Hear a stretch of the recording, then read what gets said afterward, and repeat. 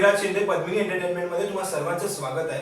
आज आपल्यासोबत आहे जुई कडवेकर आणि शांभवी गुंटवाले. का ते आपल्यासोबत आहेत? कारण आपण आजपासून एक नवीन कार्यक्रम चालू करत आहोत ज्याचं नाव आहे बाता आणि फाटा.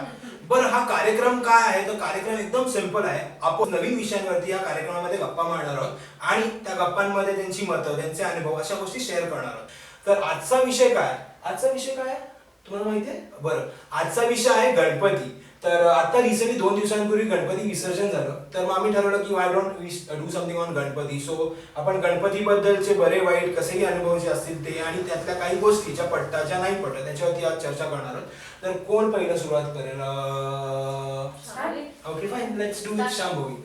ओके, बेसिकली माझ्या घरी गणपती नसतो, माझ्या काकांकडे असतो. आणि we do this amazing thing that आम्ही पीओपीची मूर्ती नाही आणत. आम्ही शाडूची मूर्ती किंवा मातीची मूर्ती आणतो आणि आम्ही घरीच विसर्जन करतो. म्हणजे त्या मातीचा परत उपयोगही होतो आणि दुसरी गोष्ट म्हणजे प्रदूषण होत नाही की म्हणजे बाहेर जाऊन त्या मूर्तींची विडंबना होते आणि मग म्हणजे ते काही अर्थच उरत नाही मग त्या गोष्टीला. आणि दुसरी गोष्ट म्हणजे आमच्या घरातलं डेकोरेशन कधीच थर्माकोलचं नसतं. म्हणजे we do all sorts of thing, पण त्या सगळ्या इको फ्रेंडली असतात. आणि मग यावर्षी आम्ही असं पालखी आणलेली आणि सगळं फ्लावर डेकोरेशन आणि आर्टिफिशियल फ्लावर्स, कारण आमच्याकडे गौरी गणपतींबरोबर जातो 6 दिवस 7 दिवस 5 दिवस असं. त्याच्यामुळे ओरिजिनल फ्लावर्स तर तेवढे दिवस टिकणार नाहीत. तर त्याच्यामुळे मग आम्ही आर्टिफिशियल फ्लावर्सनं डेकोरेशन केलेलं ओढण्या आणि it was very pretty. So overall तुला असं सांगायचं की तुझ्या घरी जो गणपती सेलिब्रेशन होतो तो अगदी इको फ्रेंडली असतो. प्रत्येक गोष्टीची तुम्ही काळजी घेतात याच्यामुळे कोणाला काही त्रास होणार. तर हे झालं तुझ्या घरी गणपती असतात म्हणजे. तुझ्याही घरी गणपती असतात का? हो, माझ्याही घरी आता 55 वर्ष झाली आम्ही गणपती आणतोय. आणि हो, so we been doing this for the past 55 years. आणि मागच्या वर्षीपर्यंत आम्ही शाडूची मूर्ती, आधी पीओपी मग शाडूची मूर्ती आणायचो. आणि ह्याच वर्षी माझ्या बाबांनी असा नवीन ट्रेडिशन चालू केलंय ज्याच्यामध्ये आम्ही पंचधातूची मूर्ती आहे. हो, सो आणि इट्स अ रिअली टायनी मूर्ती. तर मग त्याला आम्ही काय करतो की ते फार सजावट नसतेच नाही तरी, बिकॉज आमच्या घरातले सगळे वर्किंग आहेत. मम्मा, बाबा, आत्या येते आणि we are all there for 6 days Gauri गणपतीत असतो. आणि आम्ही ह्या वर्षी काय केलं इज दॅट आमच्या देवाऱ्यातली जी अगदी लहान मूर्ती जी असते तिला फक्त आम्ही वाटीत तिचं विसर्जन केलं आणि उरलेली जी होती आमची जी मोठी मूर्ती आहे ती तशीच ठेवलेली आहे देवाऱ्यात आता. सो आमच्याही घरात प्रदूषण होत नाही. Now this is something that new that is coming up, eco friendly. So with the tradition, with the times we are changing. But हे पंचधातूची जी मूर्ती असते हे काही नवीन कन्सेप्ट नाहीये. It's very old concept, but it's very like आताच्या काळामध्ये त्याची गरज असल्यामुळे इट्स बीन कमिंग बॅक. आणि त्याच्यामुळे काय होतंय की it looks very beautiful. Okay, because it's all metal. You can decorate it like you want. आजूबाजूला जसं ती म्हणाली, जरीही थर्माकोलचं नसलं तरी whatever you do with that मूर्ती गोज विथ एव्हरीथिंग. अनलाईक जर तुमचा पेंटेड असेल गणपती तर there is a certain thing that you have to do. त्याच्यात कलर कॉम्बिनेशन किंवा जसं जायला पाहिजे तसं आमच्या ह्याच्यात नाही आहे. खूपच छान. लाईक परंपरा तुमच्या घरी खूप छान आहे. माझ्या घरी गणपती नसतो, माझ्या गावाला गणपती असतो. बरं, मला प्रश्न पडलाय. माझा प्रश्न असा आहे की हे 1.5 दिवस 7 दिवस 5 दिवस 10 दिवस काही ठिकाणी 21 दिवस असे देखील. बरं, हे दिवस तुम्हाला आपल्या कोणाला माहिती आहे का की हे दिवस का असे असतात गणपती? नाही, मला ऍक्च्युअल कन्सेप्ट नाही माहिती आहे. बट मला असं वाटतं की प्रत्येक जण आपल्या कन्व्हिनियन्स नुसार करतो. की म्हणजे आता मोस्ट ऑफ कोकणस्थानकडे 1.5 दिवस असतो. त्याच्यानंतर देशस्थानकडे 5 दिवस 6 दिवस म्हणजे गौरी गणपती. आणि मग बाकी ठिकाणी आयदर 5 दिवस असतो, 10 दिवस असतो आणि खूप रेअरली 21 दिवस असतो. बरं, मी कदाचित चुकीचं असेल पण जसं तुम्ही म्हणाल की 1.5 दिवस हा कोकणस्थानकडे तुम्ही ऑब्झर्व केला usually most of the time आणि 5-6 दिवस हा देश असतो.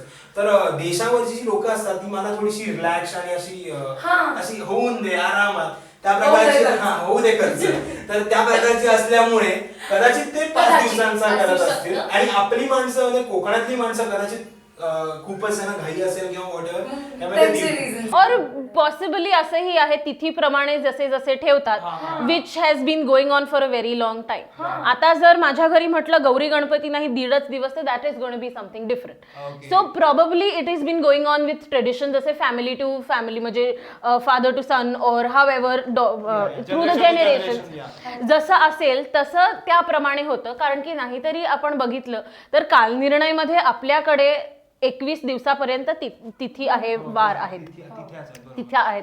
तर मग तुम्ही विसर्जन कधी कराल it's today like she said according to convenience की तुम्हाला कितपत जमतं, सुट्ट्या असायला पाहिजेत आणि तुम्हाला जे करायचंय ते करण्यासाठी वेळ पाहिजे आधी. आणि ह्यावेळी तर चांगलंच होतं की सॅटर्डे संडे सुट्टी आणि सोमवारी गणपती आहे.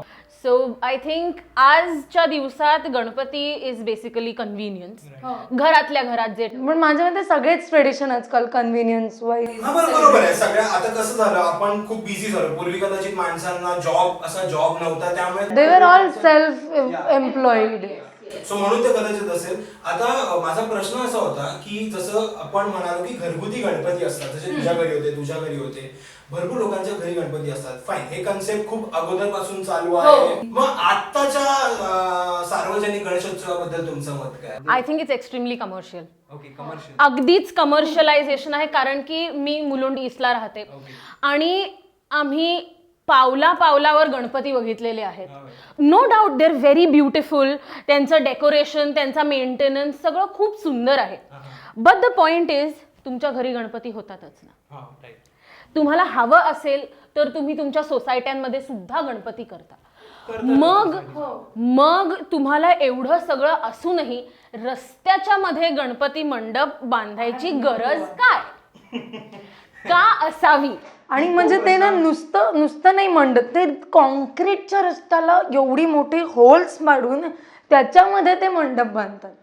आणि 10 दिवसाचं आणि 10 दिवसांनी असं हे होतं की तिकडे काहीच नव्हतं. नाहीतर 100 200 लोकांच्या नुसत्या रांगा.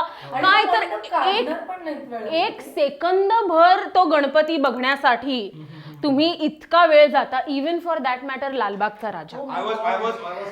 It is almost unbelievable that irrespective of your age, your profession, तुम्ही किती एड्युकेटेड आहात नाही आहात काहीही फरक पडत नाही.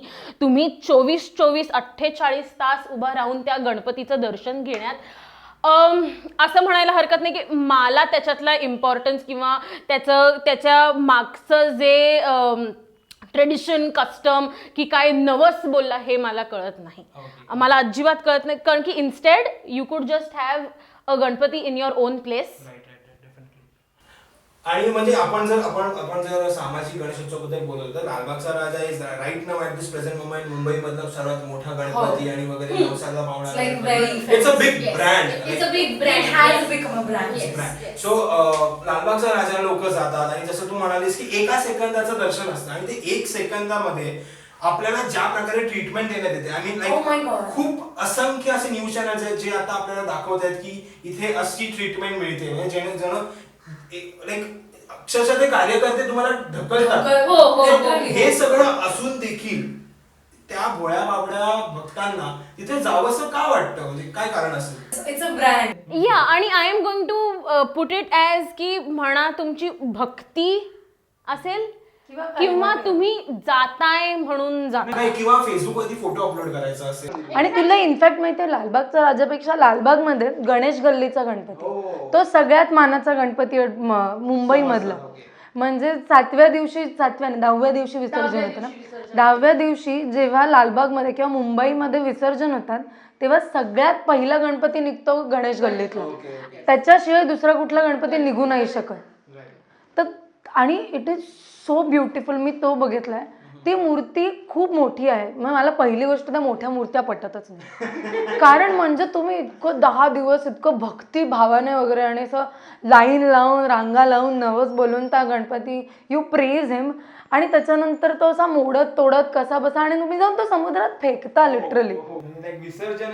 विसर्जनाच्या नावाखाली तुम्ही नुसतं त्या बिचाऱ्या गणपतीच्या मूर्तीला फेकतातच. आणि मग पुढे त्या गणपतीचं काय होतं किंवा you have no clue and you don't give a damn about it. मग तुम्हाला काही फरकही नाही पडत. 10 दिवस तुम्ही पैसे कमावलेत बस झालं. मला तुमच्या दोघांच्या गणपतीबद्दलच्या काही खूप छान गमतीशीर अशा काही आठवणी वगैरे आहेत का की त्या तुम्ही शेअर कराल वगैरे? आमच्या घरातला जो गणपती होता that was one of the only Ganpatis in all of building जो 5 किंवा 7 दिवस असायचा, म्हणजे गौरी गणपती. तर before my building started having its own बिल्डिंगचा गणपती, हा सोसायटीचा जो गणपती असतो, त्याच्या आधी गणपतीला 7 सलग दिवस आमच्याकडे हॉल भर माणसं असायची का तर आरती करायला. Yes yes. आता ती तुमचा भक्ती असो or I would like to look it at is as just fun. हो, झांजा किंवा जयदेव जयदेव म्हणण्याचा आनंद आहे तो कुठेही नाहीये. आता तुम्ही कोणालाही उभं करा, आरती संपूर्ण येत नसेल, मात्र जयदेव जयदेव. एक्झॅक्टली. सो ते जे होतं that those are one of my very fond memories of Lokhandwala. आणि नंतर मग जेव्हापासून खालती झालं तेव्हापासून आमच्या घरातली जरा काही नाही म्हणायचं तर गर्दी कमी झाली घरातली येणाऱ्या माणसांची. पण तो काय 1.5 किंवा 3च दिवसाचा असायचा, मग बाकीचे 4 दिवस आमच्या घरी व्हायचे. आणि आता काय आहे, आता आम्ही इकडे आल्यापासून तर आता आमच्या घरातल्या प्रत्येक मेंबरचे पाहुणे जे असतात ना ते असे बॅचेसने येतात. कोण कोण कधी कधी घरात आहे त्याप्रमाणे बॅचेसने येतात. माझी आत्या येते तर तिच्या मैत्रिणी, म्हणजे एकतर ती आधी, मग आमच्या बिल्डिंग मधली लोक बाकीची, मग माझे मित्रमैत्रिणी, वन ऑफ द रेग्युलर, प्रसाद खायला कोणी. सो असे माझे मित्रमैत्रिणी, माझ्या बहिणीचे मित्रमैत्रिणी असे बॅचेसने येतात. So I think that is a lot of fun.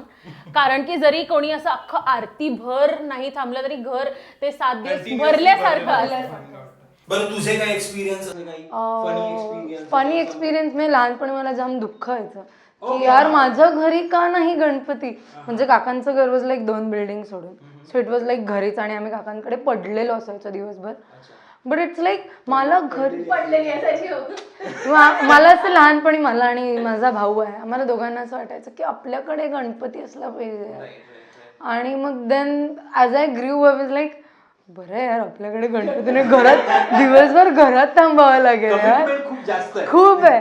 आणि मग त्याच्यानंतर मी आय गेस 11वी पासून साधारण फर्स्ट इयर सेकंड इयर पर्यंत मी ढोल पथकामध्ये होते. It was one of the very first Dombivli, मी डोंबिवलीमध्ये राहते, तर डोंबिवलीचं जे गणपती मंदिर आहे विच इज अ लँडमार्क, तर त्यांचं ढोल पथक होतं वक्रतुंड म्हणून. त्याच्यातून मी इनिशियली चालू केलं वाजवायला, आणि which use to be amazing fun. म्हणजे आम्ही फक्त गुढीपाडवा आणि गणपती एवढंच वाजवायचं, आणि आम्हाला त्यांनी असं प्रॉपर शिकवलेलं. आणि आय वॉज लाईक मी आणि माझ्याबरोबर अजून एक मुलगी आणि 1-2 काकू अशा होत्या, आणि त्यावेळेला मुली वाजवायच्या नाही ढोल. म्हणजे पुण्याच्या ढोल पथकामध्ये पण मुली नव्हत्या तेव्हा, त्यावेळेला मी होते. आणि it was like it use to be such an amazing experience. I played with them for 2 years.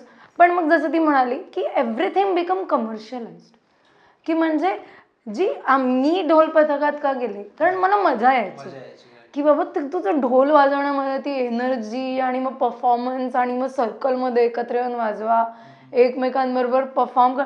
त्याच्यापेक्षा ना मग आपल्याला इकडे गेल्यावर जास्ती पैसे मिळतात, मग आपण इथे जाऊन वाजव, मग आपल्याला तिकडे गेला की and then it use to be like it's not even worth the efforts. आणि ना आता पुणं झालंय, डोंबिवलीचं म्हण किंवा ठाण्याचं म्हण, पुणं झालंय की प्रत्येक गल्ल्यामध्ये तुला ढोल पथकं मिळतील. प्रत्येक जण ह्याची ना त्याची ट्यून कॉपी करून वाजवणार, म्हणजे you here all the same stuff. तुला कुठेही व्हरायटी नाही दिसणार, हा राहिलेलीच नाही आहे. मिरवणुकीबद्दल असं तू म्हणत होतीस, आणि तू स्वतः ढोल पथकामधला पार्ट होतीस, तर काही लोकांना मिरवणूक आवडते, काही लोकांना मिरवणूक आवडत नाही. पण गणपती फेस्टिवल म्हटला की मिरवणूक इज मस्ट काही लोकांसाठी. सो तुझं काय म्हणणं आहे, तू कोणत्या साइड मध्ये आहेस?